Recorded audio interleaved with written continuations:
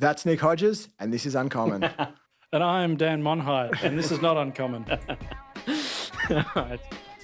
Uncommon is a production focused on the why of business, media, and marketing. It's made by my team at Neural, a digital agency for challenger brands and talent. To learn more, just visit neural.com. That's NEURALLE.com.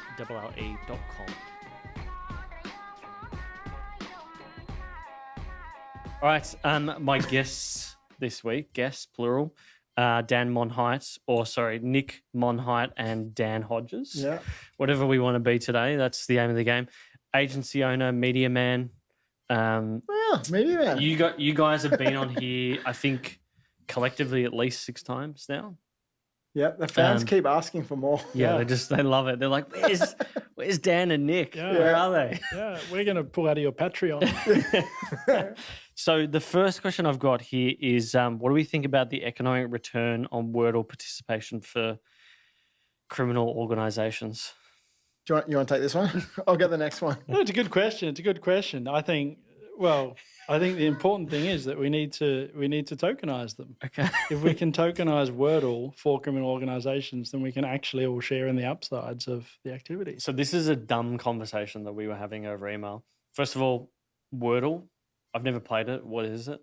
Just don't do it. It's basically the worst thing that's happened to the internet. Okay. And unfortunately, I'm involved. I'm caught up in it at the moment. Well, what is it about it? Is it the score factor, the social proof of look at me and my big dick? There's a Slack channel at work. Okay. Well, you've just made that uncomfortable. There's a Slack channel at work where people post their Wordle scores every day. And every day I'm like, I'm not getting involved with this. I've had enough Wordle. It's stolen enough of my life. But then you just see all the results come through and you need to compare. You need to get in. Okay. But what is Wordle? Like, is it like a crossword? It's like mastermind for 6-letter words? Is it 6 five-letter words. It's 5-letter words. You put in a 5-letter word. It tells you if you've got letters that are in the word and in the right spot, and also if you've got letters that are in the word but in the wrong spot. And you get like 5 or 6 guesses to try and actually work out what the word is. Okay. And do you get more points if you get it on a quicker guess? Yeah. Right. And so basically you go until you flunk out. Until you either get it or until you've had 6 guesses. Oh, okay. So where's the score come from? Like how quickly you get it. Oh, right. Yeah. Shit. So you put in a 5-letter word. So you put in like...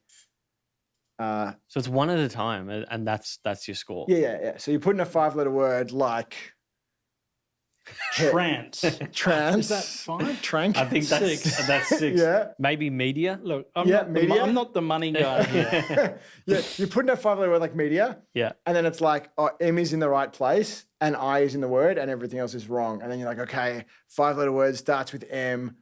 I is somewhere but not in the third spot. You know what I mean? Okay. So Fourth spot, also not a numbers guy. Yeah. Third spot after M. You don't include the one that's correct. We're going to zero index this thing. Obviously. Yeah, right. How much more time do you want to spend on Wordle? Let's just make this a Wordle show. Like, why the fuck not? Like, I think all of our listeners would love to hear about fucking Wordle after listening to Frenchie last week. Yeah, this is going to date the show so badly. Yeah, you can sort of tell what generations we're speaking to. You guys are definitely Gen X, right? What's the cutoff for that? No, I'm millennial. I think I'm millennial. Are you millennial? Just. 81? Escape in? What are you? Yeah. See, I'm the end of 80. You're 81. Hang on, you're... Okay. How would you be... Millennial's a state of mind, How man. would you be millennial if my cousin is Gen X and you taught my cousin? I don't know, but also 81 is the year, not the age, just to be clear. It's sometimes hard to tell. Okay. Possibly your cousin's put herself in the wrong category. I'm not sure. How old are you both? You're in your 40. 40s, right? 41, yeah. Okay. I think if you're in your 40s, you're Gen X. No, mate. No. I think you're... Maybe I think you're wrong. Yeah. Do you want to vote on this? 81 is the cutoff. Oh, Hey! sorry, Nick. Okay. So what year are you born? Look, very late 80. Okay. What year are you born? 81. And I was Fuck, so you're just millennials. And I was born in New Jersey, which is backward. So, It's true. I get an extra few weeks. Wait, really? You were born in New Jersey? Yeah. Late 80, it's like being the tallest dwarf. It's like you're almost a millennial, but you're not. Wait, hang on. New Jersey, why? Because that's where my mum Why? was. That's where my mum was, obviously. Hard-hitting questions. But why were your parents in like New Jersey? Why were they? That was the style of the time. Yeah, right. You get a job, you work for the man, you go where the man tells you to go. Are they American or are they Australian? No, Queensland and Tasmania. Wow. What do they do for work over there? My mum's was a pharmacist, and dad worked for a sort of engineering machinery company that makes lots of stuff. Still makes lots of stuff. There you go.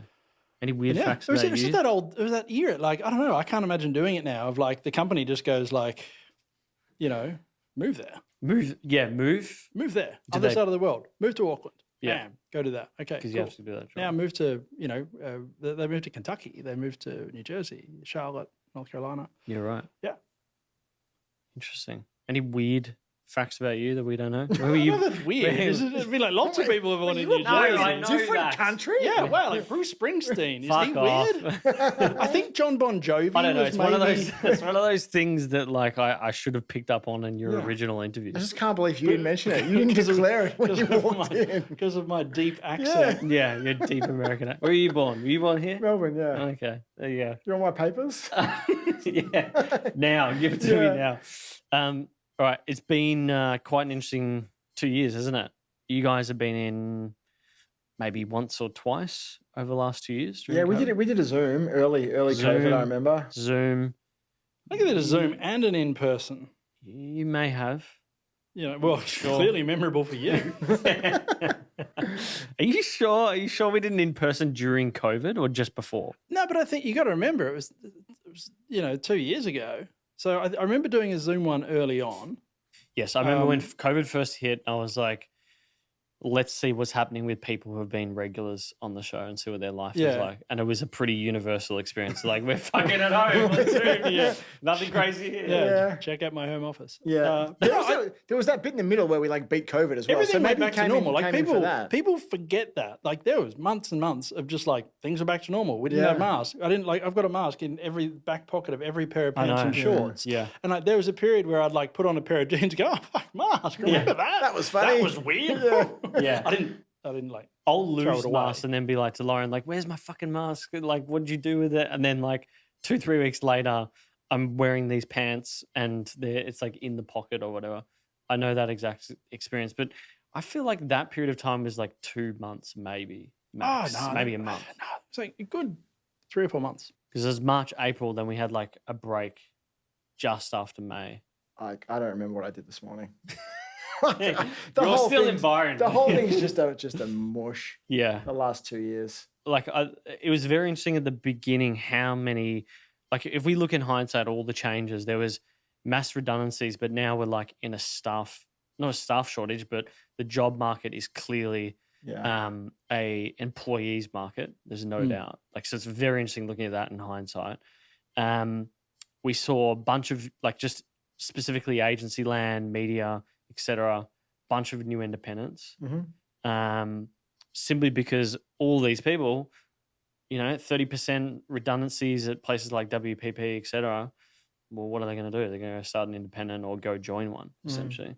So, well, everyone who works for an agency secretly, like for a sort of global network agency, secretly wants to leave and start their own. yes, yeah, Everyone. There's no doubt about that. Yeah, which is not surprising given the low levels of stress and the untold riches in being an agency owner. I can see why everybody wants to do this. Everyone looks at you, tanned, coming back from Byron, and you're like, wow, I could get into this life. Byron. Oh, yeah, that's good. 3 people in the office. Oh, yeah. It's You good. and Gary V worked for you guys. Got to make more content. Talk us through the last 2 years. You can go first. just briefly. Just in one tweet. How do you summarize it to people when you catch up? Like, it was the best of times. It was the worst of times. If I can just slice that a little bit short, like what the end of last year and the start of this year has been like. Yeah. It has been really crazy. I feel like, the general economy, the market has just been running absolutely mental. We usually see a really big slowdown in December when people just decide, it's the 15th of December. I'm probably not doing any more work this year, from clients. This year, it was literally to the wire. And then usually things don't crank up again until Australia Day, Yeah. and even then it's like, okay, kind of halfway through February, people start realizing they need to do some work this year.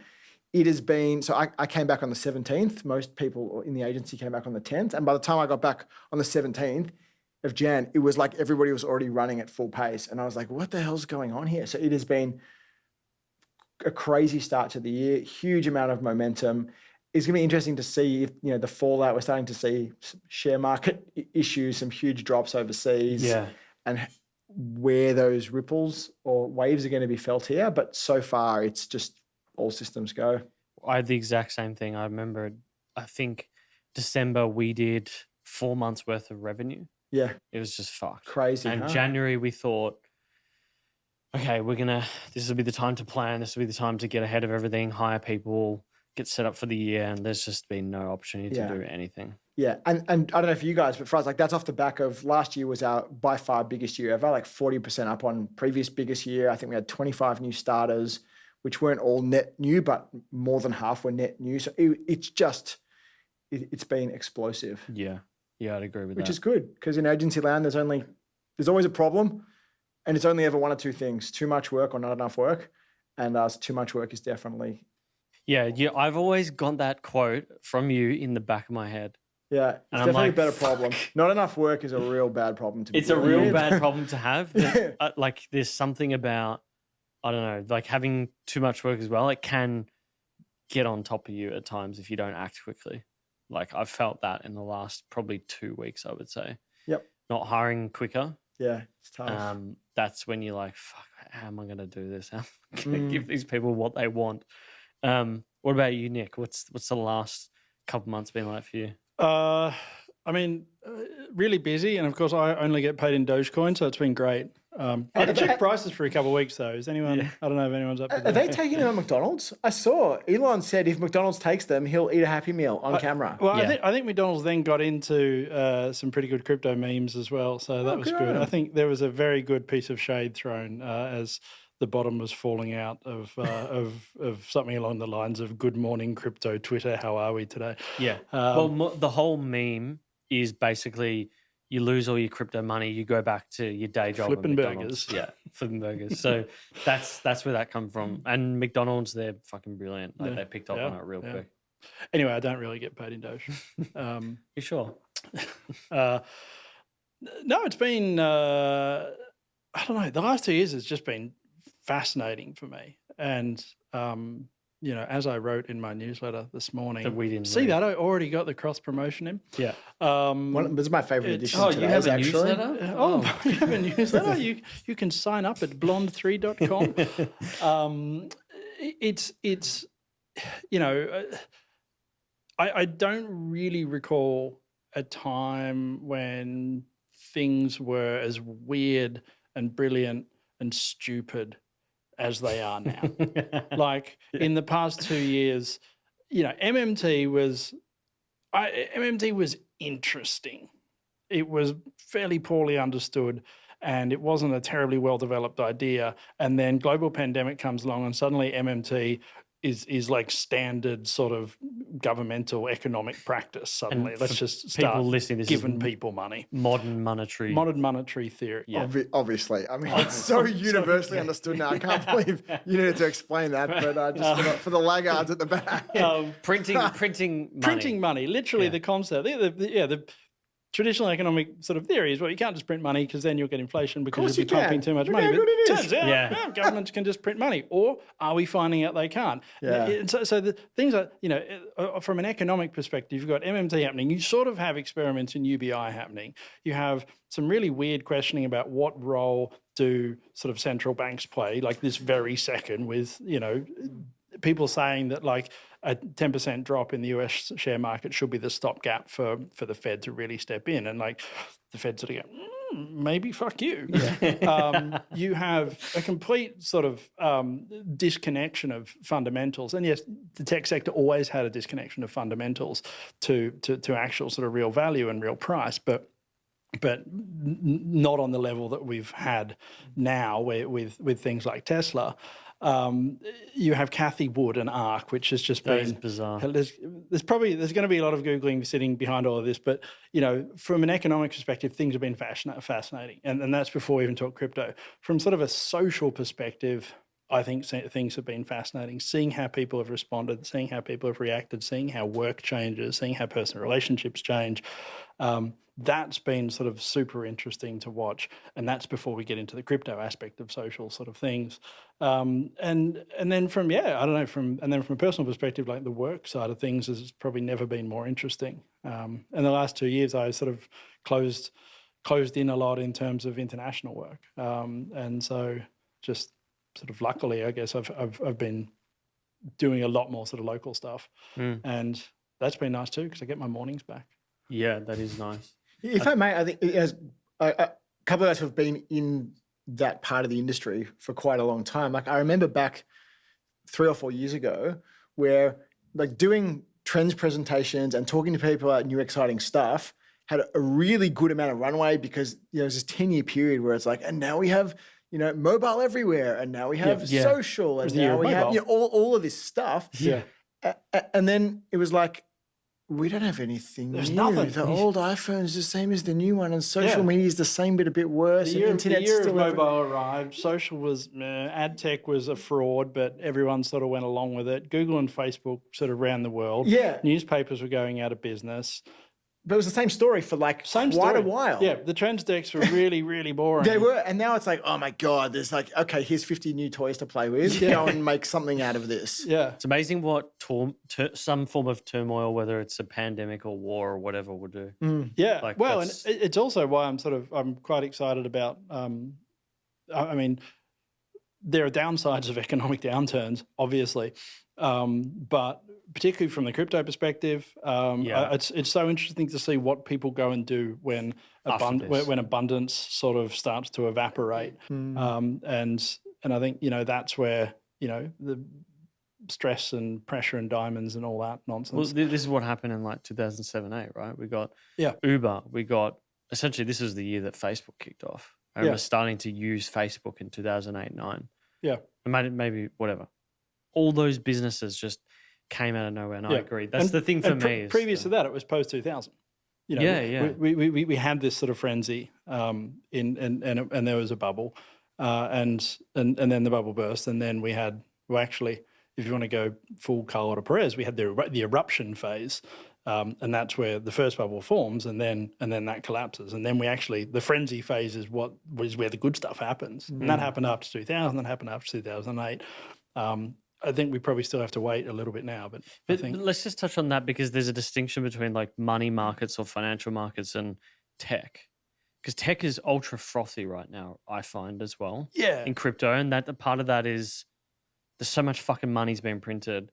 It's got to go somewhere. It's got to go on the stock market, or it's got to go on, like what you're saying about crypto. Crypto essentially was in a bubble. What we now see in hindsight is a bubble, and there's a lot of hindsight. Well, it was okay. Who knew? I didn't say anything. A lot of people believe that Bitcoin would go to 100,000 or Ethereum would go to 100,000, whatever. I reckon like 3 months ago, the amount of videos I saw saying Ethereum's going to go to 100,000 US. Well, it still year. might. Like the trick of making predictions is you just don't put a time limit on it, and then at some point you're right or dead. You don't want to be one of those doomer prediction guys or like those ultra optimistic prediction people. You just want to sort of generally talk about trends. Yeah. If you try and pinpoint stuff, I feel like that's where you fall over. But it's weird now because I don't know. I still feel like somewhat in tech, it's frothy, and it still is in the financial market as well. I mean, we've got people, as I saw on Twitter, watching fucking Jerome Powell talk about what the US interest rate's going to be for the next month. Yeah. So bizarre. So, but there can be a collapse in ideas. Like it's not just about markets. There can be a collapse in ideas where you build up theories and we build up certain mental models about how things can work and about how technology can evolve and what direction it's going, and then sometimes those sort of mental models just collapse. Yeah. And that is that sort of eruption phase where we need to try lots of different things. And, you know, this previous phase, that sort of 2008 to sort of now phase, was, you know, probably Uberize everything was probably one of the simplest ways. It was like it was this transition through mobile technology to actually sort of go beyond computers. You know, it's the argument that actually Uber's not really a technology company and Airbnb is not really a technology company, and that actually it was just about using the technology to sort of reshape sort of the unit economics and the labor economics and things like that. And so there's a bunch of there's a bunch of ideas like that sort of starts to get built up, mental models that get built up, and then we get a collapse like we're possibly sort of starting to see now.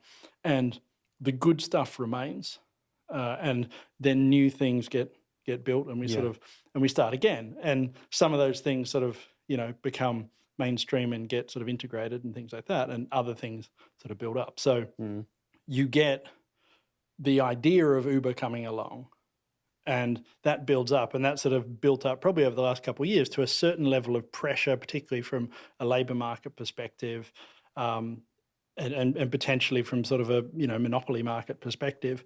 And then, right, we have a bit of a collapse. A lot of people go back to the drawing board. What is it that we learned in the last round that we can maybe apply this time around? And I don't want to say the blockchain word too early, but, you know, but like, if there is an element of that, and it's not just blockchain, it's, you know, it's the stupidity of Wall Street bets can demonstrate a lot about, you know, the power of people coming together, and essentially sort of what does unionization in the 21st century look like?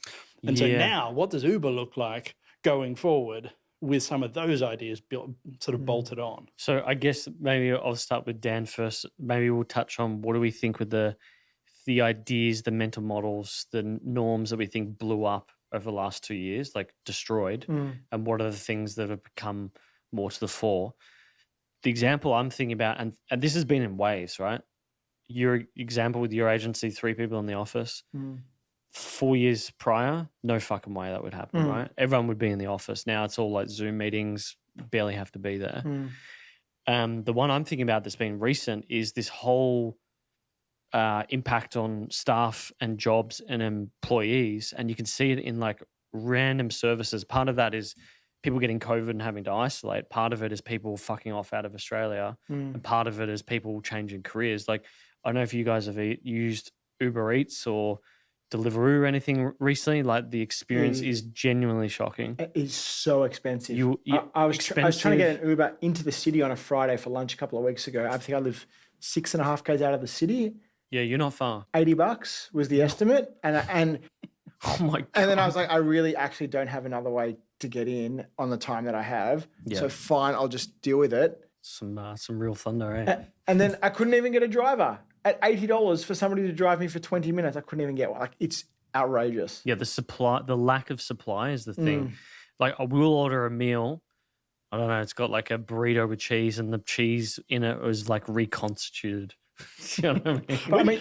We just had an Uber delivery, an Uber Eats or Deliveroo. You know, I'll stop using it. I'll diss them all.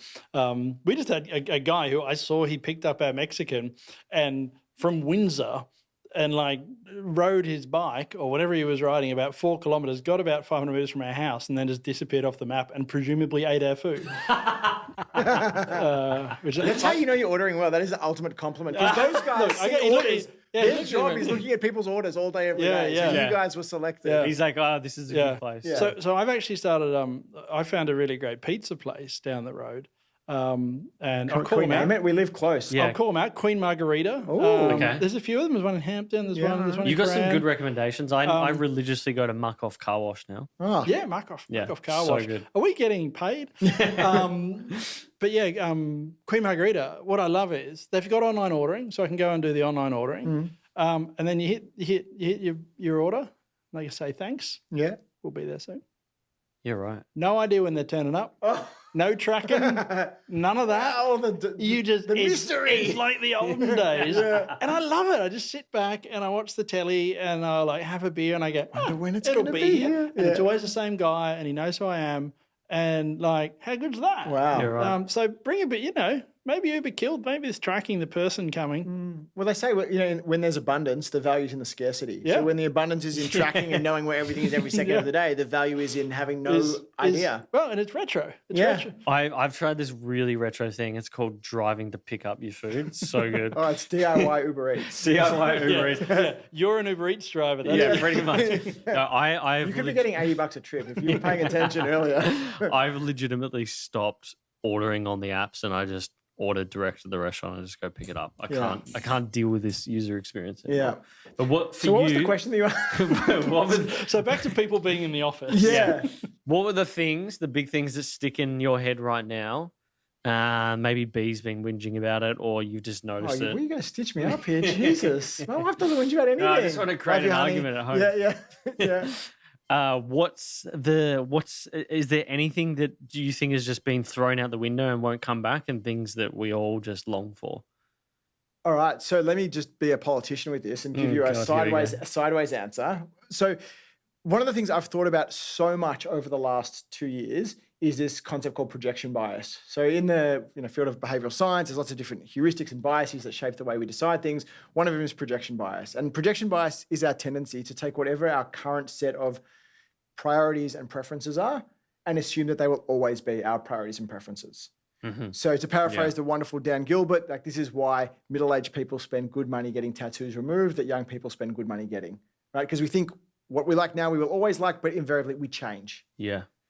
And so what I've found really interesting over the last 2 years is how gung-ho people are about thinking whatever they feel right now is how they're always going to feel. And they're never going to want to travel again. They're never going to want to go back into the office, and they're never going to want to go into crowded environments. They're never going to go to shopping centers.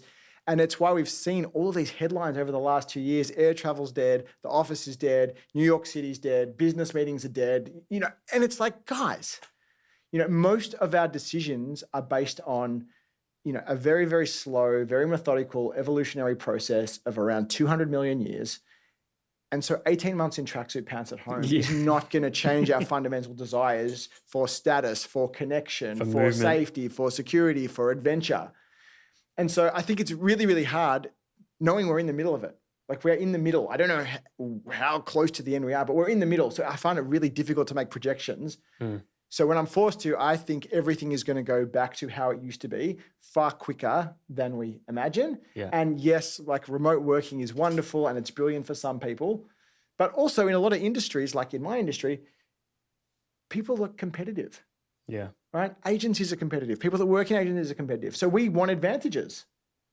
So if you have the option of pitching in person or pitching on Zoom, right? It's fine when everyone's pitching on Zoom, but when you've got two agencies pitching in person, you want to be the one on Zoom? When you got 4 of your colleagues in the office working on a brief, you want to be the one in the corner on the little screen. Guys, I have a contribution to something you said 15 minutes ago. There's also a proximity to power. We know that being close to powerful people works in our favor. We get treated differently. We get better projects. We get put on bigger opportunities. So I think it's not going to take long for people that want to be moving on up and agencies that want to be moving on up to find themselves back in the office. And maybe it'll be 3 days or 4 days, but we're certainly not going to be in this remote forever bullshit. No. And the heuristic you had of people getting a tattoo and thinking that's what they're going to like forever, that's something that I vividly remember as a kid because it was sort of drilled into me, don't get tattoos, rah, rah, rah. And I had wanted to get this tattoo as soon as I turned 18, but I remember having that moment. Tell me, it's going to be so cringy. There's a butterfly, it's so cringy. A butterfly on your ankle, wasn't it? Yin-yang symbol. Yeah. What is it? Do you know, do you remember Freddie Ljungberg? Played for, he played for Fulham or Man City, I can't remember. That is of the soccering variety. The soccering variety, played for some EPL team. Was the male heartthrob at the time when I was growing up, and he had this Jaguar tattoo. This is weird. Yeah. Oh right, okay. He had a tattoo. He had a tattoo on his hip, and I was like, "You were going to get a tattoo of him on your hip, him being your Jaguar." Yeah. No, I want to get a tattoo of a Jaguar with Freddie Ljungberg's head on it. Yeah. No, I wanted to get this exact tattoo, and. And when it came down to it, I was thinking about it, I'm like, actually, this is a really fucking dumb idea because I look at my uncle who is covered in tattoos and repeatedly speaks about the fact that you as an individual will change. And it's so easy to think about that in hindsight, but at that age, it was hard to break through that cognitive dissonance. Yeah. But I sort of had a gut feeling that my interests evolve every 6 months. And to think that I would get a tattoo and then like it in 3 years, to me at that time, I was like, actually, maybe that's not a good idea. And we'll just wait and see. And surprise, surprise, a year or so later, I'm like, oh my God, if I'd gotten that, what a fucking joke. Lauren's a lucky lady. Yeah, exactly. But I agree, using that principle is sort of what we applied here with this studio. I was like, no one wants commercial real estate. I am done with working at home personally. And I have a sense that people are going to want human connection again. Yeah. They're going to be sick of working from home. It gets boring after a while. Might as well make home the office, right? Yeah. We struggled for a while to find a new apartment to move to. We're thinking, oh, fuck, we'll chuck the mattress in here and stuff will rock up in the morning. We're like, hey, guys, there you go. Just hear what you're saying, and then I want to hear what Nick's got to say on this one. But like, there is this sort of end of history illusion where it's like, history's done. Like, I'm finished. Like, I'm at an age now where I know what I like, and I know what clothes I look good in, and I know what food I like, and I know what type of wine I like to drink. Like, I'm sorted. Why would anything be different in 3 weeks, 3 months, 3 years, 30 years from now? And, you know, what I find is it's easy to imagine that looking forwards, but if you look backwards at photos of yourself from 10 years ago or 20 years ago and what you thought was cool and what you were interested in, it becomes very, very obvious that shit, you actually do change a lot. So in terms of predictions, what's going to stick around, what's going to go away, I think far less is going to stick around than we think. And, you know, at the nearest opportunity, when we all feel safe to do it, we are going to be back in the air, traveling, in the office, going to meetings, going to concerts, because we love doing that stuff. Yeah, we've booked flights to Europe for August. Do it. So what do you think will stay versus won't stay? Are you of a similar opinion? I take the opposite. Everything's changed forever. Everything's going to change, man. Nothing's ever. No, look, I tend to agree around that idea that if you take 100% of the change that has happened in the last 2 years that gets a lot of column inches, you need to remove 90% of it, and we'll go back to 10% sort of sticking. And then the question is, well, what's 10% that sticks? Because I think, you know, when I came into this new office a couple of weeks ago, you know, I was sort of saying to you guys, like, I think this concept that commercial real estate is dead is just absolute nonsense. Commercial real estate will change massively. You know, the concept of maybe having, you know, offices or, you know, weirdly hot desks are, you know, terrible. But, you know, does a commercial sort of corporate environment start to look and feel a lot more like a co-working space? Because co-working spaces work. Like they're actually good spaces. So, right, you're a big corporate. That's what sort of office starts to look like. And people, you know, people will be coming in. But it's that, you know, 10% or 10% of what we're doing now stays. So during this period, a lot of people have worked out how to work from home. Now, we're three white blokes sitting here and, you know, we're pretty comfortable. A lot of people can't work at home, like, and you know, for some people, for other, you know, comfortable white blokes, even just like having kids running around, you know, can mean that you can't do your job, or you just do a job that you can't sort of do. So, you know, there's a lot of people that, you know, working at home won't be an option, but you know, for some people, you know, I think there will be that sort of slight change to going from, it used to be like if you said you're working from home, everyone really knew you were sort of doing nothing, to that being a legitimate thing. Yeah, that's a good point. But corporate real estate, you know, starts to look different, but it definitely doesn't get quieter. I think it could be a really interesting sort of time for sort of CBDs, but also sort of satellite cities. I think the concept of only sort of, you know, serious business happening in the CBD starts to look like nonsense. And to a degree, we've already started to see that in Sydney. Like Sydney definitely has 2 CBDs now. And like Parramatta and... Yeah. So you've got the West and you've got the city, and you've got a lot of large corporations having either not often headquarters, but at least sort of large offices out in Parramatta. And so, you know, in somewhere like Melbourne, right, do you get, you know, Doncaster, Ringwood, Dandenong, you know, out west, up north? You can see where my geography falls off here. You know, sort of becoming more satellite-like, and so you've got, you know, large corporations, so your Telstras and your banks and things like that, you know, starting to have more sort of accessible corporate spaces in all these different areas. And Yeah, I remember you said this to me when we last caught up, that you think a bunch of these large corporations will buy sort of warehouse type spaces and create these environments. yeah. Yeah. To steal it, and I guess an idea that got a lot of play early COVID, what we're describing is, I'd say, more acceleration of change than new change. Exactly. So any Yeah. office any big corporate that has redone their offices in the 10 years before COVID was going to something that looked more like co-working. than before, so, and online shopping and online grocery, like these things are inevitably going to be more so now than they were 2 years ago. Yeah. But I don't know how many like brand new crazy behaviors that, like when was the last time anybody here wore gloves going to a supermarket?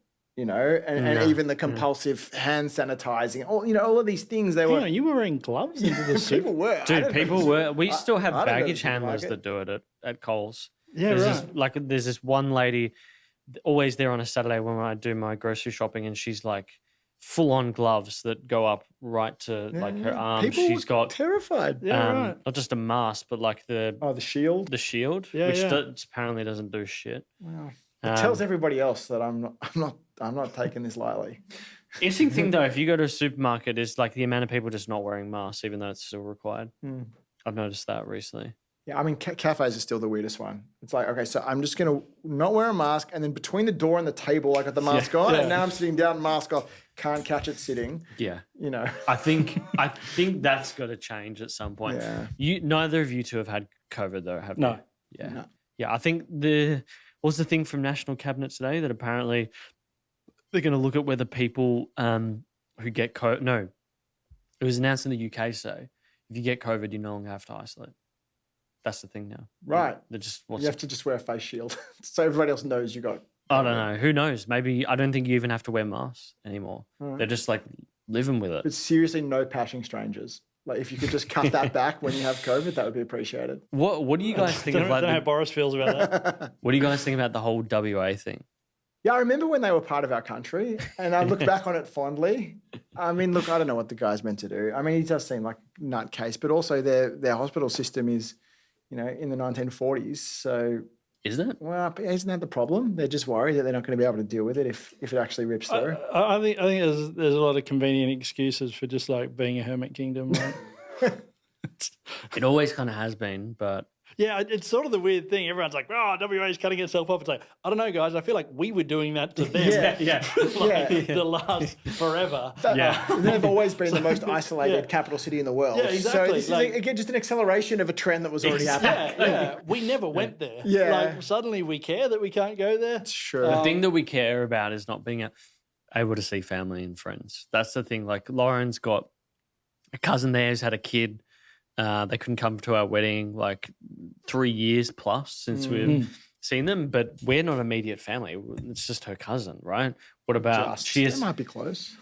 reasonably, but like he hasn't seen his mum, he hasn't seen like his sister, like everything. It's just I don't know. That's for Berlin Wall style. It is bizarre. I've found the whole thing just really weird because there's never been a rational excuse. It's a series of very convenient excuses. Yes. At Like, 90% vaccination. this. At 90% vaccination, it's kind of odd. Yeah. It's a bit odd.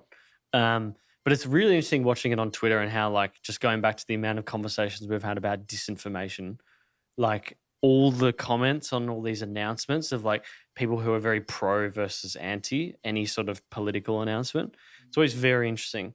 First thing you see is like, oh, he's protecting Australia, unlike ScoMo. Like all this sort of chatter that you get across social media is always interesting. I'm like, what's he protecting them from if 90% are vaccinated? I don't get it. Anyway, just on COVID, is there anything else that we think will or won't change over the next? Do you guys realistically think we're ever going to go back into a lockdown? I wouldn't have thought we would have gone into one in the first place. So I bloody hope not. Yeah, I don't. Surely people. I mean, on one hand, it's like God, we've all just had enough.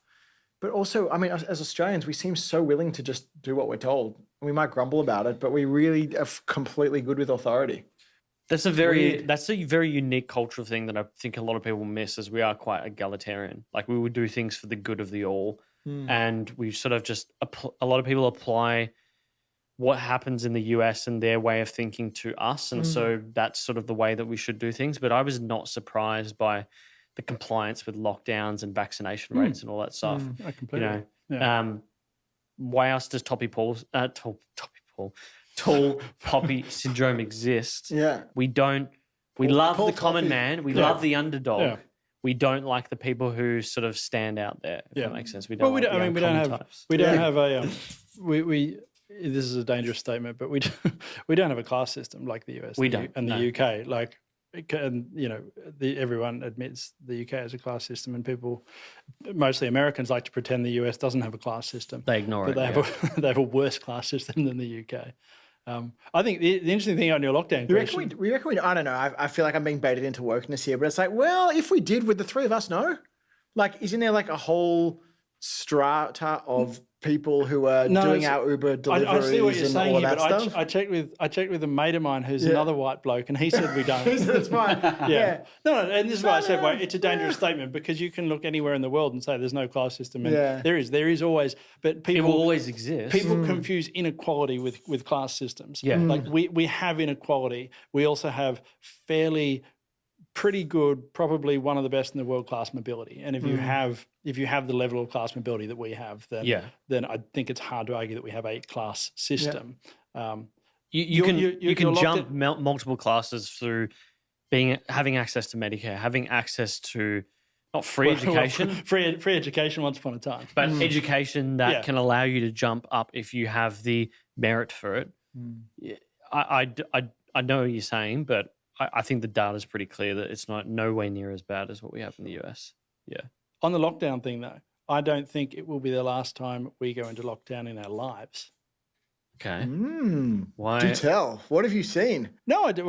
Well, I can't talk about some of the things. No, but it's probably that when the first podcast that we did post-COVID, I was sort of talking about a lot of the forecasting stuff that I do, and the concept of a pandemic when this sort of popped up in China, and I was doing some forecasting tournaments around it, you go and you start doing the research, and what you realize is that the period that we had and sort of the last really since the Spanish flu that we have avoided a global pandemic was sort of a multiple standard deviation event. It was 1 in 10,000 years was that period, that sort of, essentially 100-year period that we just lived through was 1 in 10,000 years, which is great. At any point, we are living through a 1 in 10,000 year period of something. It just so happened that we lived through one of not having pandemics. Because if you factor in essentially just the global air travel and then the way that we occupy spaces and the way that we interact and the way that we all the opportunities for a pandemic to happen, the fact that it took until now for this to happen is quite absolutely mind-blowing. Yeah, I think Bill Gates spoke about that. And it was, and the fact that it didn't happen with SARS and some of the previous pandemics is just, it's just a fraction of, a few cells way back at the start of something colliding in a different way. Yeah. And then, but now we sort of finally got one. We had like 5 or 6 false starts. So do you reckon are they independent events, or do you reckon the fact that we've had one makes us more or less likely to get another one? But we can't be more or less likely. They're just independent. Yeah, like there was swine flu and there was SARS and there was MERS. Yeah. And, so those three are interesting because what that can tell you is that we'll be much better at dealing with it and we'll be much more compliant. And hopefully from a scientific perspective, everyone sort of whipped themselves into a bit more action. But it's definitely not the last pandemic that we'll have. Yeah. And it's probably not the last lockdown that we'll go into. But how quick will the vaccination be for the next one, though? But exactly, that was pretty awesome. I mean, I tell you what, if you want something that we come out of this with, we've got mRNA vaccines. We've got mRNA medicine now. Yeah, that was just remarkable. Yeah, when you think about it, the lead time for that tech, what was it? 18 months, 12 months? Yeah. Something like that. Yeah, and I can't remember if it's Stephen Levitt or Stephen Dubner, one of the Freakonomics guys, talks about like that model of getting those people, those scientists together to work on this shouldn't be a thing that we just wait for the next pandemic to have. Like the few $100 million a year it would cost to just have people looking at what are the next 10 possible candidates and can we just have the vaccines ready to go?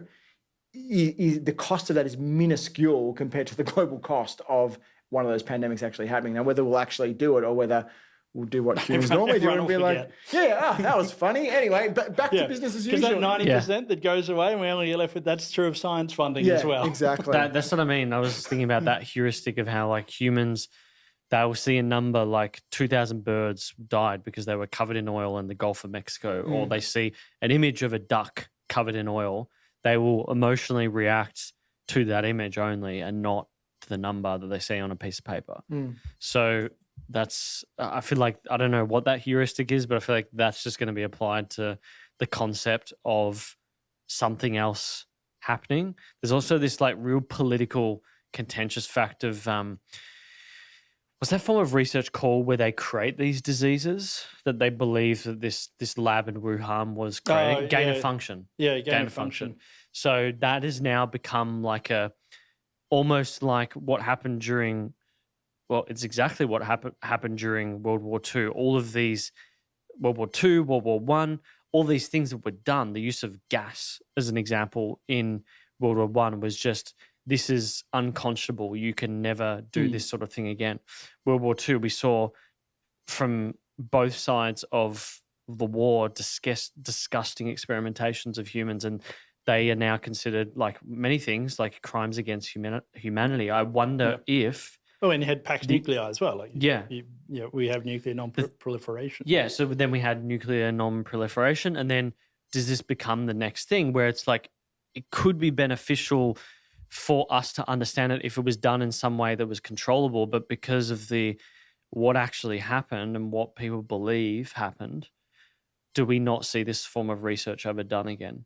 That's what I think. Nuclear energy is probably the mental model that you can apply to that and go, we World War II happens and we all go, ooh, that can go wrong. But we've still got nuclear reactors. We still have nuclear medicine. We still have a lot of research in that area, and it's still very valuable. And it seems weird that we'd shut down what's my understanding is it's quite a beneficial part of science. Doing gain of function research. It's got seriously, nuclear has a really bad brand problem. Yeah, it's horrendous. Oh, yeah. I mean, from an energy perspective, yeah. That's a different podcast, and we'll get letters. So, no, let's talk about that because that was one of the big things that came out in the last. Is that Blonde 3? Is that where the people should submit their thoughts on that? Yeah. No, submit it on my Patreon. Yeah. I agree. Nuclear, unfortunately, people apply what happened in probably 2 or 3 major events in the 50s to the 60s. I don't know when Chernobyl happened. What year was that? Was that the 70s or 60s? It was mid-60s, I think. Anyway, those are not stage one. They were sort of the first, the first prototype versions of 1986. 1986. There you go. There you I knew go. there was a 6 in there. So we're talking, but that reactor. And a 19. There's definitely 19 in there. I was touching. No, that makes sense because I remember a friend in Scandinavia in Stockholm. She was saying her parents are freaking out, and they talk about it regularly about how like the wave of nuclear dust or the residue went over Sweden or something like that. So a bunch of kids, like they wouldn't let them play outside for a month or something like that. Anyway, lockdown. Those were lockdown. Yeah, there you go. Yeah. So those are Gen 1 plants, right? Gen 1 reactors. There's a bunch of things that we're now at Gen 5 when it comes to the technology. I just look at what China's doing. Wasn't Fukushima like a Gen 2 or Gen 3? Like that was actually it was a really Gen old 1 reactor. It was a Gen 1.5. Yeah. Modified to a 2. Watch me just stay in my lane here. Yeah. No, because I want to talk about behavioral science. Yeah. I went so deep on this guys, stuff. ads are cool. Yeah. I went so deep on this stuff after Chernobyl that like I feel like I've gotten a lot of info from it. But the TV series or the event? The event. Oh, right. The docos and everything. I was fascinated by the site. I want to go there one day and have a look at it. But we're at Gen 5 now. I think it's a mistake that we wouldn't consider this technology. For me, it's sort of it's one of the things we have to use if we want to go fully sustainable. Yeah. It's got a bad branding problem. But what's interesting is we don't have that generational. A very, very strong vape in the background. Just thought I'd check. Yeah.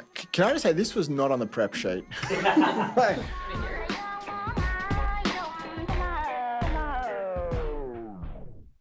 So let's just ditch nuclear and just talk Right. about fucking Ironmans, right? Let's not do that. So just on that quickly, like, why are you both so into it? Into what? Nuclear? Like, no, marathons and, Ironmans and all that sort of... do you like things you're good at? Okay, so you're good at it. I'm not good at it. But I've always done it because I was good at it. Like, you know, I clearly remember, like, you know, the grade 3 cross country or whatever, the first time someone went, go and run fast, and I won. Right. I was like, this is all right. Oh, I remember sitting on the side eating a donut, watching that kid, thinking that will never be me. There's something fun about. I remember doing cross country at school. There was something always like we'd do it at Dendy Park in Brighton, and it felt like you were sort of running through not a forest, but like it was weird. It was different. Yeah. So we had cross country at Melbourne High, where I went. Okay. And You went to Melbourne High. Yeah. So there was.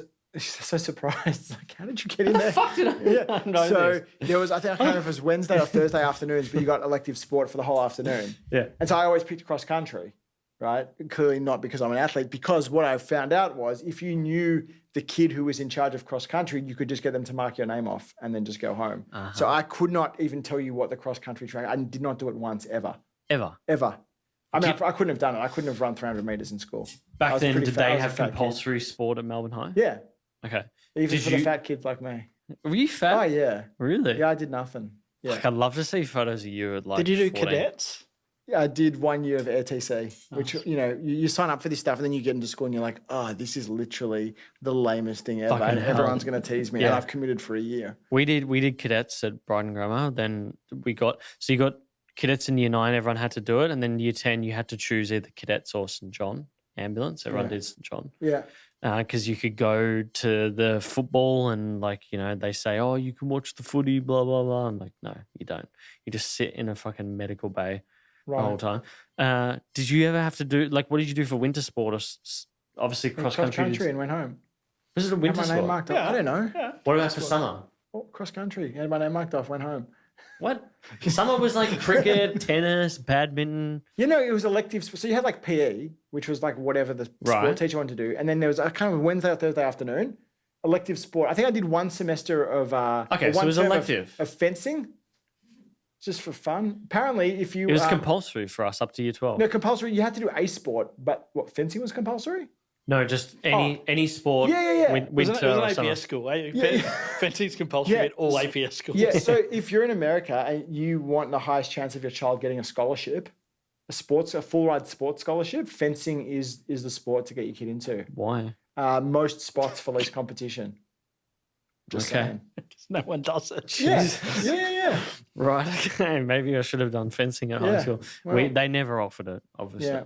No, the popular. I did rowing. Yeah. Rowing was the sport that everyone Yeah. did. Like a good private school boy. Yeah, Good yeah, private yeah. school boy, but you know, Brighton Grammar had all the shitty boats in comparison. Like, You don't have a river. That's a We problem. have the shittest boats ever. no, if you looked at our They were boats, made from wood. They were made from the classic like Tassie oak or something like that, with a bit of like The ones that hipster bars hang up off the roof now. exactly.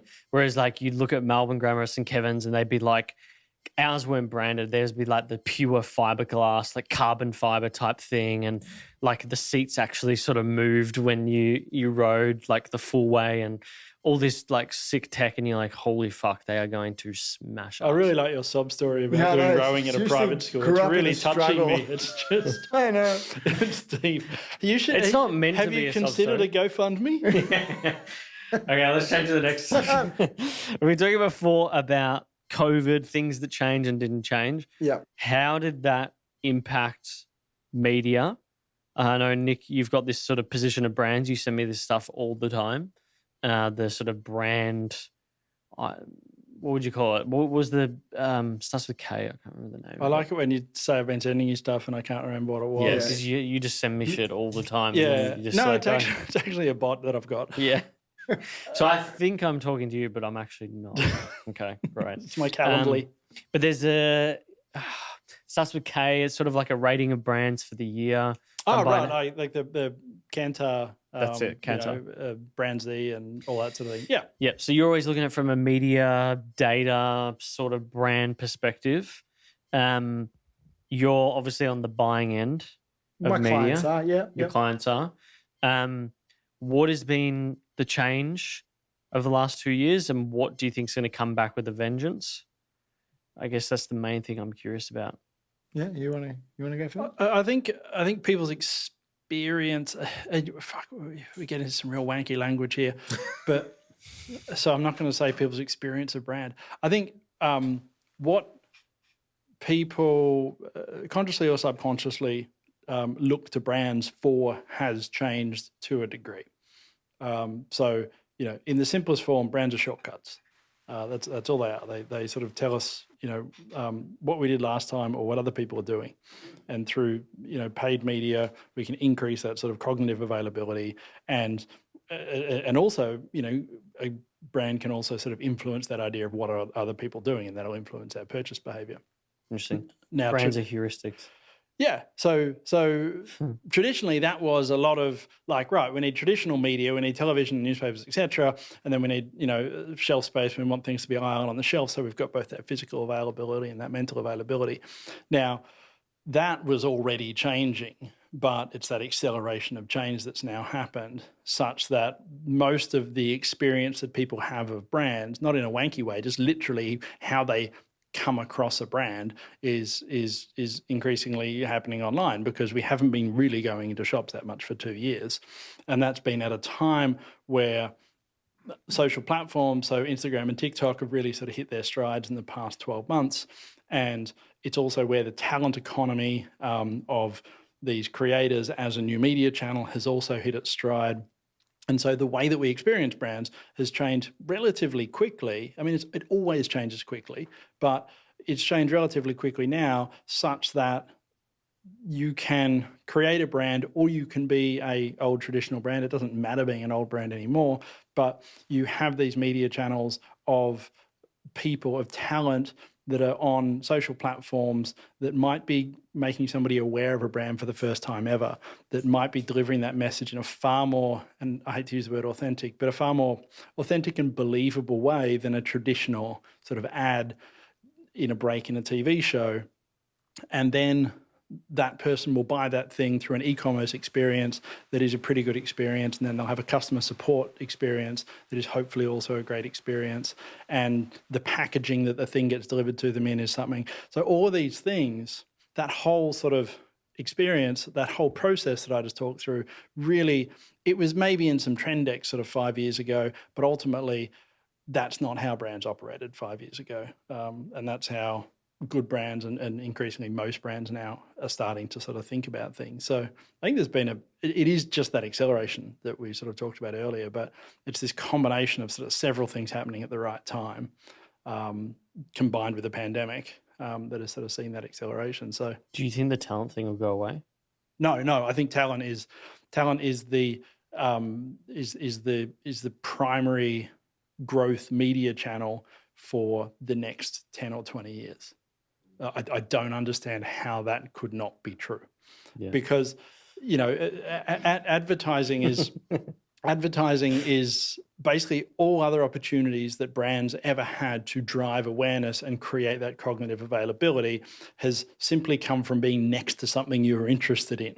It was next to the newspaper article. It was between the two things on the television that you were watching.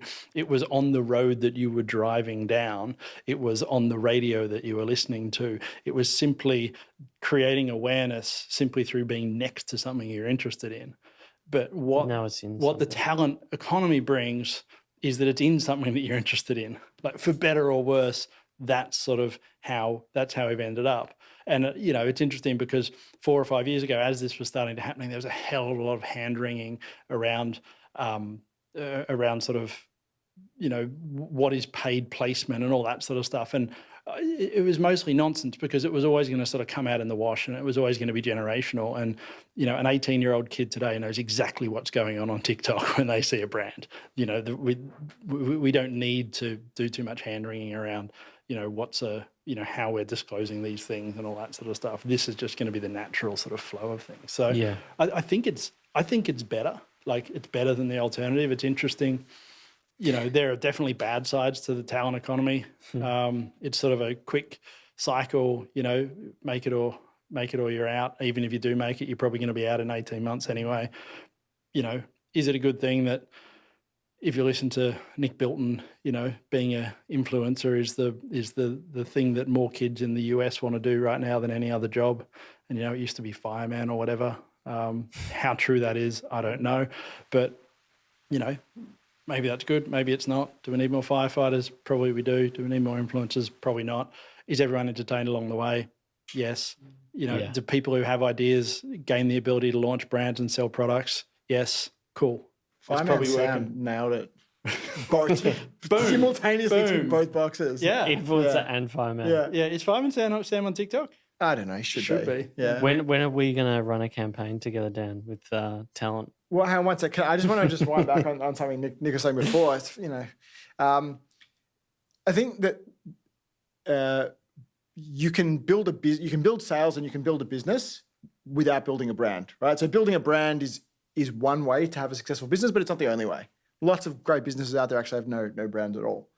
And so I think what you've described in the way people are interacting with brands, I would 100% agree with if we talked about that's how people are interacting with businesses, right? That they're finding about them online and that they're buying things and they're having a customer service experience.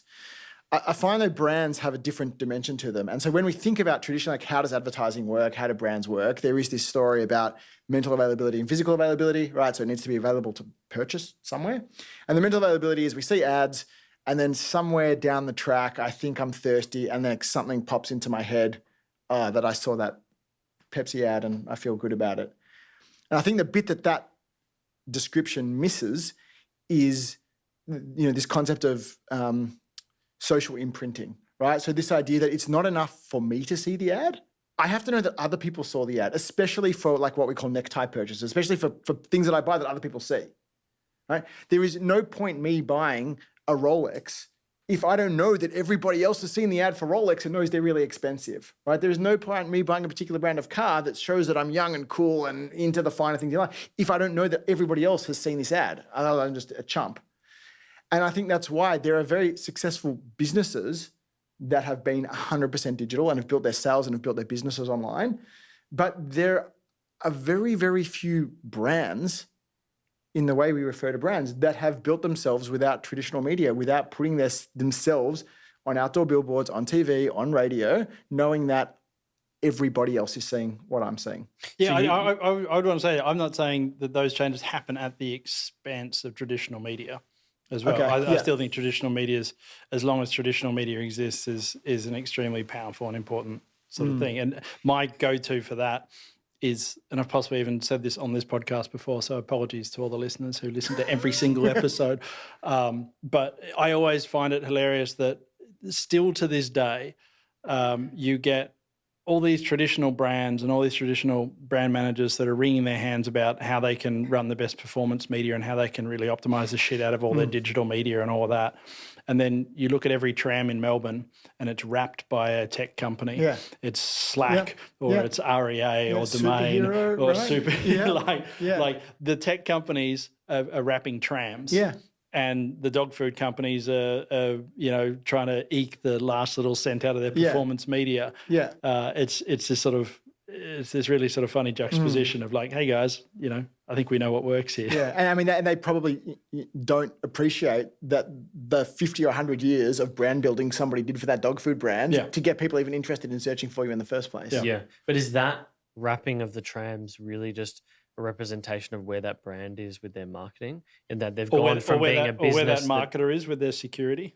True, it's a good point. Like they've gone from the stage of like, we are this new sexy thing and we just get out there digitally to like, no, we need to not be the new thing anymore. We need to be the thing. Yeah. We need to be the category. Well, there's also just a factor of awareness. There's reach and frequency there. Yeah. Like at some point, Slack needs to wrap a tram so that in order to grow, Slack, growth isn't linear and growth isn't smooth. And someone like Slack reaches a point where they have sort of expanded out through several circles of customer segmentation, and the circle that they then have to attack. And this is a while ago for Slack, they were wrapping trams, but they get to a point where the customer segmentation they have to attack is full of customers who have never heard of Slack before. Yeah. And through the majority of channels that everyone else hears about Slack, they never will. Yep. So what do? You wrap a tram with Slack that is doing nothing more than getting the brand in front of people. And then when they are introduced to it via some other channel, and that channel might even be just through corporate IT, then they go, oh, I've heard of this thing before. Yeah, exactly. So do we then think that the change in traditional media is that traditional media has gone from the ubiquitous platform to the most socially valuable platform? Do now only the brands that can really afford it and understand the value in it advertise on like a Rolex, or we've all seen the Patek Philippe ads. See them in the newspaper. It's like you buy. Well, someone's still buying ads in Vogue. Yeah, True. Which only ever been. I mean, the fact that anyone can afford to advertise is pretty new. Like traditional media has always been expensive, and so there's a certain assumption that if this brand can afford to be on TV, they're probably going to be here in a year. So I probably should buy that washing machine. Whereas, you see a Facebook ad for a brand you've never heard of selling washing machines, and what does it say to you? Oh, these guys are going to be here in 6 weeks? Yeah. I don't know. So from your perspective, nothing's really changed. No, I mean, people want to be safe and they want to do what other people are doing. Yeah. And, big traditional media has a big part to play in that. Every time we chat on the phone, you're asking me questions about this space because you're obviously genuinely intrigued. This space being... Like the talent space. Yeah. Do you get many people asking you about that at the moment? Like if there's some form of FOMO there, or like do you see that as a medium that your marketing managers, CMOs are asking you about? I think there's definitely receptivity to it as a channel, right? As a route to market, as a tactic within a broader strategy. But, just like you can't have a standalone digital strategy or a standalone social strategy, like this, I don't think that I don't have clients asking for influencer strategies, right? But we've got campaigns. I mean, we did a great campaign for DocuSign, a B2B campaign for DocuSign, which is a brand campaign. So you hardly ever see brand advertising for B2B, right? Because we have this delusion that B2B is really pragmatic and rational, but it's just people and people make emotional choices, and brand is a really important heuristic or shortcut for emotional choices. So, we did this wonderful brand campaign for DocuSign, focusing on all of the things that go wrong with paper contracts. And part of that was an influencer program with like business influencer, Jules Lund and Janine Ellis, basically talking about catastrophes or near catastrophes in their careers that had come from paper contracts and the issues that go with them.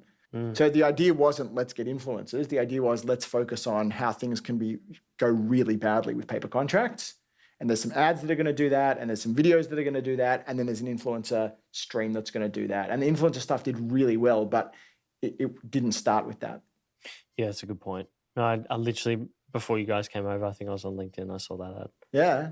Next time, DocuSign, mate. So you did that ad. There you go. I did that. Just on the media trends, the media ad agency land trends, talent shortages. It's a fucking real thing, hey? Yeah.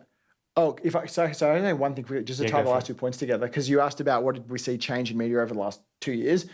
The other thing is, we pretend that, these business decisions are really rational and pragmatic and done by the spreadsheets.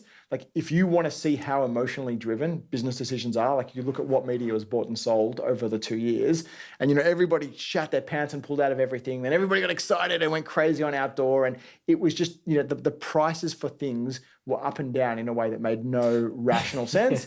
Because it's emotion, people running scared, people fearing for their jobs, people trying to take advantage of other people being, on the back foot. So that was a good reminder that we have this charade that we're all very serious in spreadsheets, but it's on feel. So much is on feel. One of those examples was Dom Glukowski, who I think you may know indirectly. No, I directly know Dom. You directly know? Good. Yeah, could call him. You want me to call him right now? Yeah, let's call Dom. I'll call him right now. So there was Perth Airport was a good example. This just opportunity came along and it was so cheap to advertise there. We just couldn't turn it down. Yeah. Yeah, and the only people going there are just miners going to and from the mines. Bitcoin miners. Boom. They are now. So sorry, your actual question was on talent. Yeah, because I didn't I know people have been speaking about this.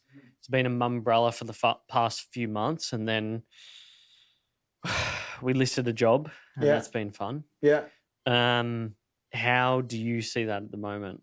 Do you see it as a tough market? Why is that? You want me? I'll go. You. So I mean, one thing on jobs, like when we have lost people in the last 2 months, it hasn't been to other agencies. It's been primarily to funded high-flying startups. So it's funny, we have this entity, this enigma that gives with one hand and takes with the other. So we have got so many clients in this space, and it's great work. It's fun work. They've these interesting brands, reinventing wills, reinventing childcare, reinventing gift cards. Like all of these things are happening, and they're getting money to go out and build brands. And they're coming into agencies like ours and saying, here's a whole bunch of money, make ads for us. And then they're also calling out, not our clients, but the same entities are calling our staff saying, how would you feel about, I don't know, like a 60% pay rise, remote forever. If you want to work from Sweden for the next 6 months, that's also fine. Have some shares, so that, it's very like, cold in Sweden right now. that's what we keep saying, but you can buy a lot of coats with 60% pay rise.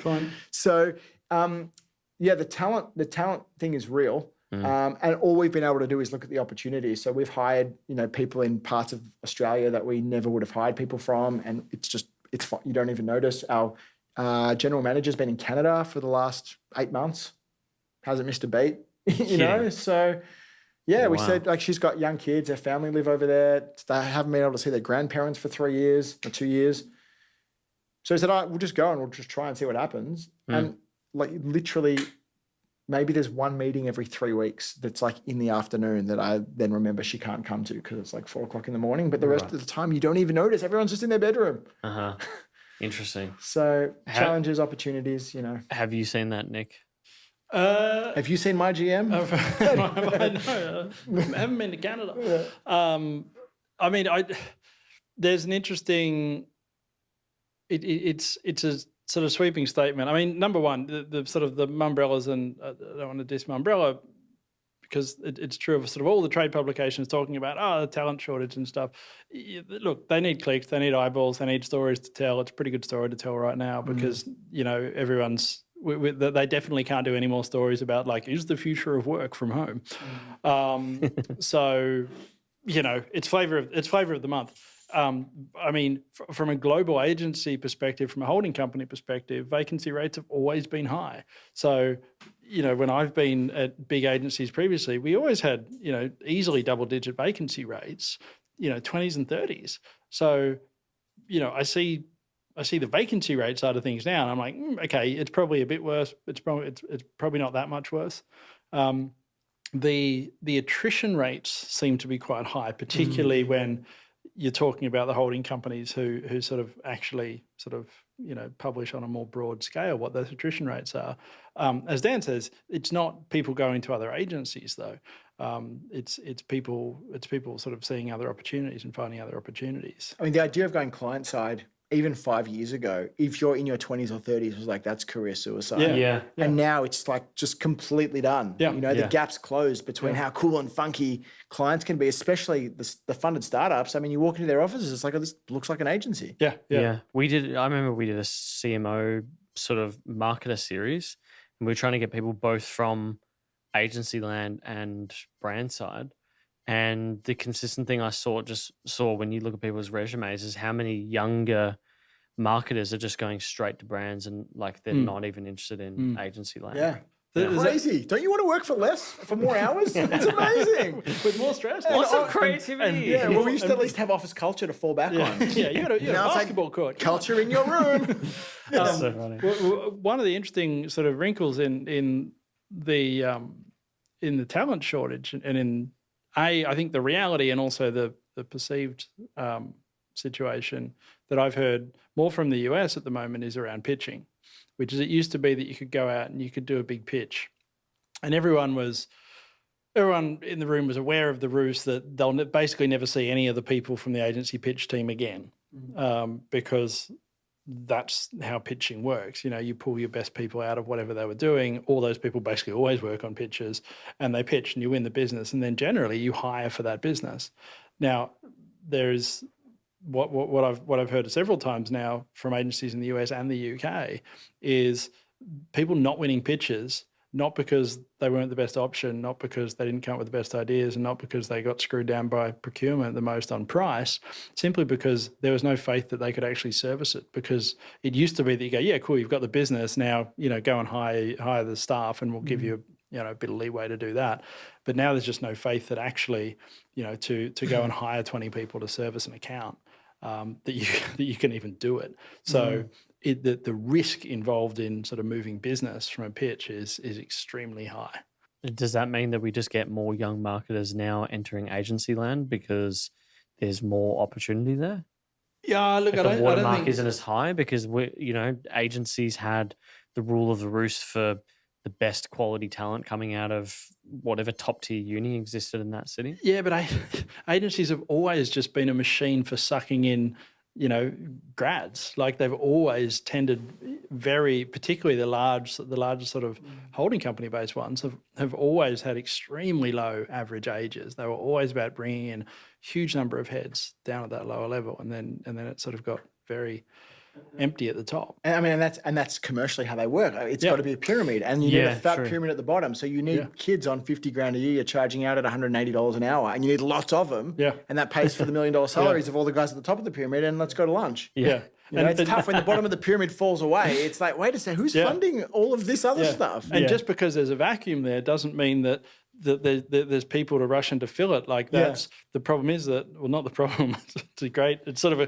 problem for the people because there are better options. Like even if I think about just the startups I work with, like there's 4 or 5 startups that I work with right now that are sort of looking and trying to build up sort of marketing skill sets, brand strategy, sort of customer experience within the business quite early on. And I'm happy to get sort of younger people and, I can go in and sort of help a marketer sort of learn the ropes. It's not, it's not brain surgery. Sorry to anyone who thought it was. I know we make it sound complex. But yeah, there's so many places to go that vacuum won't necessarily be filled. Interesting. Let's touch on NFTs before we finish. We did so well. We did so well. So you're a collectibles guy. I don't know if this has any fucking application to NFTs for you at all. You seem to have this like real disdain for it, at least on social media you do. Do you own a Bored Ape at all? No, because I wouldn't. But I mean, I do have a record collection. Yeah. Okay. I've got my own NFTs. Where do you both sit on this? Maybe you first. You're a sneaker guy. Do you see any relation to sort of the collectibles phase of life that you've gone through? So just to be clear, on the sneakers, like I would not consider myself a collector. I wear everything that I have. How many pairs of sneakers? No, that doesn't matter. But like I'm not like someone that just has them. How many pairs of cupboard. sneakers do you have? It's not crazy. It's like how many pairs? 40, 50. Like it's not like people are crazy. No, but it's like me and bonsai, It's like saying but it's like there's people with like warehouses filled with things they will never wear. I get that. So like I like there's people sneakers. with warehouses full of Lamborghinis as well. Yeah, yeah. So it's not because I don't want to be a collector. Defending my integrity. What was the question? I'm going to be asking Bianca later about whether she thinks it's sort of a habit per se. Oh, she's no benchmark on shoe collections. I reckon she's a very high watermark. She's either a handbag person or a heels. Well, if only there was one or the other. Okay. Anyway. I remember hearing her telling some story about like handbags. Why are we doing this? Anyway. So the question was... NFTs. Yeah, look, I mean... To be honest, I'm a bit deer in headlights with this stuff where it's like, did I just miss a gold rush? I don't really know what's going on. Like, I think there are some, as far as I understand them, which is not particularly well, I think there are some interesting aspects of them. Like I like this idea that an artist can make money when their things are sold and sold and sold again. And I think that's like a kind of interesting quirk in how the traditional art world works, that doesn't happen. And I like the idea that a piece of art can sort of evolve over time. But when I find myself thinking about how batshit crazy all of this stuff is, it also ends up making me realize how batshit crazy most traditional art is as well. And things are only worth something because there's a market for it. Yeah. And is a market for, something digital really any different for a market for a piece of canvas or a piece of paper? Like objectively, probably not. So in other words, I literally have no fucking idea. What do you think, Nick? Yeah, Nick, what do you reckon? What do you think? You have very strong opinions on this. I throw very strong shade. A few angles on this. One, NFTs aren't necessarily a new idea in this wave of crypto. They're actually an old idea, and they're one of the sort of early use cases, which therefore sort of begs the question of why have they been big this time around? And I think that's got to do with a lot of hype from people with vested interest to actually sort of pump them up. Okay. That leads into another point, which is I am not sure that technology has ever created a better money laundering scheme than NFTs. They are absolute just primo money laundering. Yeah. And for a lot of people who, almost inadvertently made a lot of money out of crypto, NFTs are a phenomenally good way to not pay any tax. Absolute genius. So well played to them. Now, He's not salty at all. Definitely not. Now, of all of the, and I'll use strong air quotes here, use cases of crypto that have come up from this wave, NFTs are the only one that will still be around in 10 years. And to be honest, there aren't really that many use cases that have come up this round, like NFTs. DeFi, maybe. I don't think it's DeFi's moment. I think DeFi will sort of get mature in sort of the coming winter. But I think NFTs will be around in 10 years. I think they're probably so far the most interesting use case that could scale. But they have a fundamental problem, which is that they're extremely suited to go from a decentralized blockchain model to a centralized model. And so, I completely, the idea of collectibles is great. I'm on board with that. I get the art thing. Art and collectibles are very different things. I think NFTs for art, maybe not. I think NFTs for collectibles, absolutely. I think the art stage was the first wind. Yeah. Lush sucks of the world, but that was pretty quick. Yeah. Look, to be honest, there has almost been zero art actually done as an NFT. Like bong stickers are not fucking art. But digital art is a thing. Like I sort of, my master's was basically creating digital art, and there was no market for it back then, and there still has been no market for digital art because of the fundamental problem of sort of replicability, which is not to say that you can't actually buy it and own it. It did happen, but there was just that little thing of ownership that was always a problem. And NFTs do solve that. That's so fucking niche. Yeah. But the collectibles thing, absolutely mad. Love it. What's the difference between basketball cards and an NFT basketball card? Like there is zero difference, except for the fact if I had a cool basketball card collection in NFTs, A, they can be videos and they can be pretty cool. And B, I could pull my phone out right now and show you them, and they're not in a little folder with little plasticky I things. used to carry one of those folders. Yeah, around. I thought you might. Still have it at my first place, actually. Seriously do. So I think from a collectibles point of view, absolutely love it. I also love that some artists have sort of gotten in on this little junket and sort of have ridden the wave and have benefited from people's money laundering. So good for them. I think the core problem is, and the core problem with so much stuff around crypto is, yes, but why blockchain?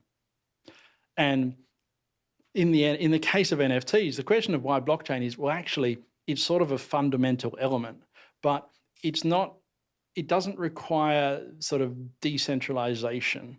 So the problem is that what we now have is MasterCard partnering with Coinbase to allow you to buy an NFT on OpenSea, and those three things very quickly centralize to the point where if OpenSea wants to be competitive in the NFT marketplace, you try and remove some of the gas prices, so some of the transactional costs in sort of buying and selling these things, which at the moment are the single biggest barrier to taking part in the marketplace. Yeah. And okay, so suddenly the marketplace gets very competitive because these things become a thing, because Twitter has enabled them as profile pictures. Cool idea, love it. Instagram's about to do it. Facebook's about to do it. TikTok will get in on it somehow because they do. And suddenly you've got extreme competition for the buying and selling, the marketplace of NFTs.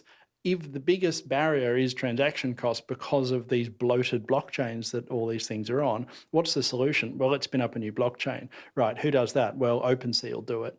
And now you reckon transaction costs are really the biggest barrier. Yes, 100%. yes, Well, absolutely. Massive. Not like most people have no idea how to buy one of these things. No, for people that want to be involved. okay. So for, People just FOMO into something. yeah. So for But it's like the transaction fees is not what's keeping my parents out of it. No. Like they've looked at realised- it and they just said, God, this is just outrageous. I realise that, yeah. Your parents haven't made a rational assessment about NFTs. God, I'd totally love to own a Bored Ape. Yeah. But transactions, no, yeah. For people that know about it, and this is particularly true of sort of artists that I've sort of had conversations with. Even them, that getting involved on the supply side, the transaction cost is ridiculous. It's crazy. So suddenly, what you end up with is this social sort of movement where NFTs become a thing because profile pics, cool first use case, great. Now we have a rush to be Have a new customized ringtone. it's the new crazy frog. Yeah. So you heard it here first, people. So it's 10 grand. So now there's a gold rush to be the marketplace where people buy and sell these things, and reasonably at the moment, OpenSea is winning that. But if someone can come along and be a cheaper marketplace, then they can sort of start to take that mantle. Now, how do you become a cheaper marketplace? You remove all the crap that you don't need to become a cheaper marketplace, and suddenly OpenSea sort of can remove, maybe not the blockchain, it can still be a blockchain, but it'll just be their blockchain. And so... But I don't think that goes down well in the first adopter community. I just think what will happen is they'll go to some form of... anything goes down well in the first adopter community anymore in crypto. I think what will happen is it'll go to an L2, like an AVAX or something like that. Because why would you build a blockchain on top of a blockchain? If you got Ethereum, why would you then bother making your own one on top of that with the technology associated with it when you can use something? So here's where I think we end up. You've got MasterCard and Coinbase onboarding people onto the NFT world using a platform that Coinbase and so you've got the consensus of the world, sort of, which is one crypto mafia, and then you've got Coinbase and the associated VCs, which is sort of the other crypto mafia. So all you do is you end up with a platform that goes, these are NFTs. You can just run a blockchain. It doesn't even have to be public. Like, why not just start up an NFT marketplace? And as long as you are the NFT marketplace, you just run your own blockchain that has the NFTs on it. And maybe you let people access that blockchain if you want. You remove all the transaction costs, but you still retain all the elements of NFTs. And the first adopters and even the second adopters will go like, trustless decentralized network. You know what? Like, no one cares. No one cares. So as long as everyone trusts, as long as everyone goes, well, but Opens, and it'll probably be OpenSea. Everyone goes, but OpenSea it's a grown-up business. It's like eBay for NFTs. Everyone goes, well, OpenSea's there, and I trust them. Like, I don't care about your trustless, crazy libertarian shit anymore, crypto bros. Because those people will allow me to buy and sell an NFT for 0 transaction fee. Yeah. Because they want to capture the market. That's where we'll end up. And we'll still have NFTs. Cool. They won't look anything like they do right now, though. And hopefully they'll have a lot better aesthetic. We're definitely going to see what happens there. There's no doubt, like the NFT space, that transaction cost is the biggest barrier to entry. There's no doubt. Take your word for it. Like there's tell your parents. Yeah. There's projects that typify themselves by being like low transaction cost, like as in the price. If it's to Ethereum or $500 or whatever the price is that they come up with, it's inclusive of gas. People are like, oh shit, yeah, I'm going to buy that because it's a cost that they don't have to worry about. And it's true. Like with DeFi, I disagree with your statement on DeFi. I think it's quite amazing to me as someone who works in that centralized crypto exchange area and having come from finance. But there is still that barrier with transaction costs. If you want to stake something, you can have a couple grand and you got to spend fucking $200 transaction cost. Could you imagine that, going to a bank and saying, I want to earn X interest, which has got some inflation incorporated into it, by the way. But you've got to pay us like 20% of your capital as a transaction cost. It's fucking crazy. To go to some dudes in Iceland. Yeah, exactly. Not even to go to the bank. It's not to go to the bank. It's just someone here and someone there. It's that is a major issue. running out of time. Let's quickly wrap up with a rapid fire question. Because I was going to say, if we go one more level on this crypto stuff, I'm literally going to stand up and leave. Yeah. Okay. Shall we talk about elliptical curve cryptography for just one moment? What about optimistic roll-ups? Let's talk about that. Oh my God, somebody help me. So, who likes ads? yeah. Podcast, doco, movie, anything you've been watching or listening to of late that you would highly recommend to the audience? Just finishing up a great series on Apple TV called Tehran. It's Okay. one of those Israeli Mossad shows. But What's it about? Israeli Mossad show. It's set in Iran. Oh, is it like a drama? Yeah. I think I've seen it. It's hard. Like, They're I've seen all the really trailer. similar. Clearly stuck with you, yeah. Yeah, no, they're all really similar. This one does not have Daron in it, who is in like every Israeli Mossad show. Okay. I I remember seeing. I'm pretty sure I remember seeing the trailer for it. Yeah, it's pretty good. Yeah, because Lauren was watching. What was that show about the news, Morning Wars? Morning Wars, And we were on the Apple platform, and it would like populate it in. Yeah, there. it's good. Yeah. Yeah, I know it's an oldie. The other one, like oldie but a goodie. But man, Acquired is just such a good podcast series. Okay. Love it. Nick. I'm going to say Nicolas Cage film Pig. Oh, I've got a friend who recommended that. Great film. Trailer looks really interesting. The trailer's weird. It makes it look like a horror film or something. What is it? A drama thriller? It's a drama. It's Nicolas Cage who just wants his pig back. He's lonely. So He lonely. is. He's It is literally that. lonely. He's got a truffle hunting He's pig got a and truffle someone pig steals and it. someone That's the steals it. trailer. That's all you know. And he's, Yeah. I want my pig. Wow. Yeah. Where's Oh. my pig? Great film. Great film.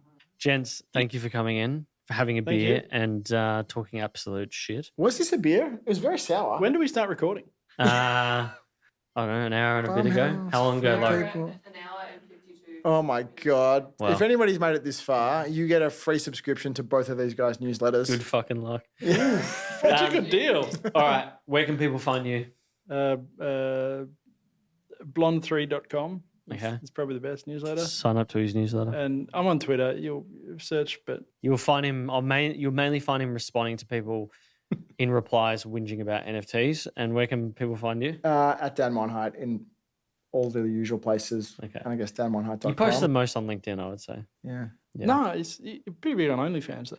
Yeah, Yeah. OnlyFans. He's OnlyFans. Yeah, Pretty good. yeah. Yeah. I'll Great say- feet pics. Yeah. Bianca's done a real good Hey, job. don't, mate. You are going to get me in so much trouble. All right. Thanks, gents. Cool. Thank you. Thank you. Thank you so much for checking out this episode. If you liked it, do subscribe. And of course, like it on YouTube if you're watching as well. We really appreciate that. For audio, if you've not already listening on your podcast app, you can search for it on any good app, including Spotify, Pocket Casts, Apple Podcasts, Google Podcasts, etc. For video, if you're not watching, you can search Uncommon Podcast on YouTube. It's the first one that appears every single time. For behind the scenes, do follow us on Instagram and TikTok. It's at uncommon_show. But until next time, thanks for tuning in.